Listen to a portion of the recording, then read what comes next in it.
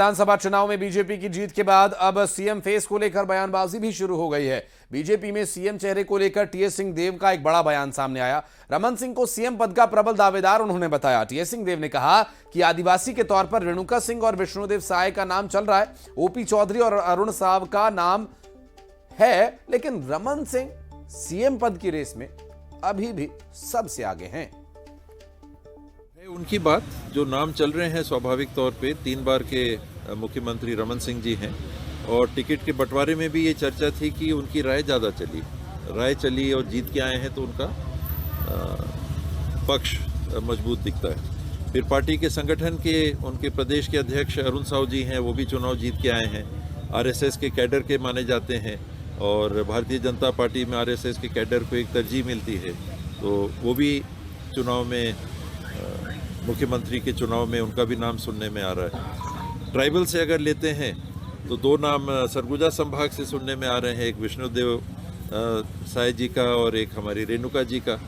तो हमारे बीच की हैं, सरगुजा की हैं, सरगुजा लोकसभा की भी हैं, महिला भी हैं, जीत के भी आई हैं, अनुभव भी है, मंत्री के रूप में भी काम किया, उनको भी मौका मिल जाएगा तो मुझे व्यक्तिगत तौर पे भी खुशी होगी कि अपने बीच से मुख्यमंत्री बन गए।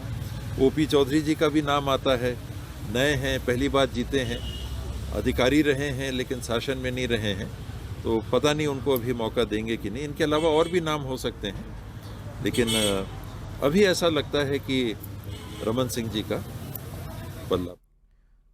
और शाजापुर कृषि उपज मंडी में सोयाबीन के कम दाम मिलने पर किसानों ने हंगामा कर दिया। इन किसानों का आरोप था कि कृषि उपज मंडी के व्यापारी जानबूझकर कम दाम में सोयाबीन की बोली लगा रहे हैं। मंडी के बाहर जहां सोयाबीन 4,800 रुपए प्रति क्विंटल से ज्यादा के दाम में बिक रहा है, तो वहीं मंडी के व्यापारी 4,700 रुपए और उससे भी कम दाम लगा रहे हैं बोली कर।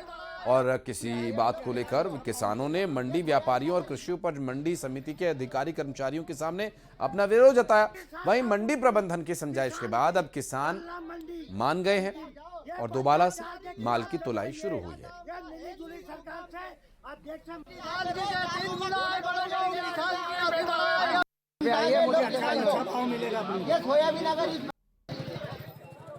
सोयाबीन लेकर आए थे यहाँ पर मंडी पर। यहाँ पर व्यापारी और सभी की मनमानी चल रही है, भ्रष्टाचार चल रहा है।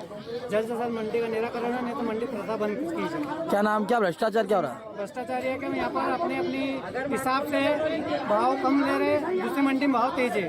साहेब मंडी में जब तक भाव नहीं बढ़ा किसान को घाटा है। मिट्टी की मंडी करी व्यापारियों ने, उसके बाद में जैसे टाली पे गए तो 4700 कुछ बिकी थी सोयाबीन किसान की, तो किसान ने देने से मना कर दिया, कैंसिल करवा के और घर ले जा रहा था। और दूसरे अन्य लोगों द्वारा, अन्य किसानों द्वारा हंगामा किया गया और मंडी नीलाम बंद हो गया था। और जबलपुर के किसानों द्वारा उगाए जाने वाला मटर भले ही दुनिया भर में मशहूर है, लेकिन यहां के किसानों को मटर का उचित दाम तक नहीं मिल रहा। आलम यह है कि किसान मेहनत कर रहे हैं, लेकिन किसानों की मेहनत को व्यापारी रद्दी के भाव भी खरीदने की कोशिश नहीं कर रहे। ऐसा ही कुछ सोमवार को भी हुआ, जिसके चलते मटर के किसानों ने कृषि उपज मंडी में आधी रात को हंगामा किया। मटर लेकर मंडी पहुंचे किसानों को जब व्यापारियों ने उचित दाम नहीं दिया, तो जिले के हजारों किसानों ने अपने ट्रैक्टर और अन्य वाहन कृषि उपज मंडी के मार्ग पर खड़े कर सड़क जाम कर दी।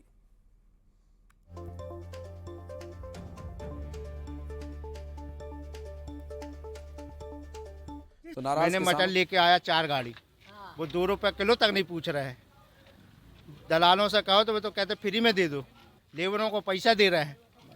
मैं उम्मीद कर रहे हैं आप क्या रेट में बिकना चाहिए? अरे कम से कम 20 रुपए किलो तो बिके।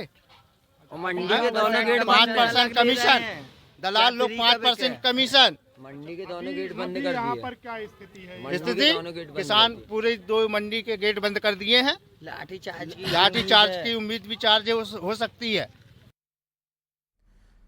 और बलरामपुर जिले के रघुनाथ नगर पुलिस ने एक कार से 3 क्विंटल 68 किलो गांजा बरामद किया, जिसके बाजार में अनुमानित कीमत 76 लाख रुपए से ज्यादा बताई जा रही है। पुलिस ने जब्त गांजे को अभी आकलन के लिए रखा हुआ है और आपको बता दें कि अज्ञात आरोपियों के खिलाफ मामला दर्ज कर जांच की जा रही है। बताया जा रहा है कि पुलिस को मुखबिर से सूचना मिली थी, जिसके बाद एसपी के निर्देश पर कार्रवाई की गई।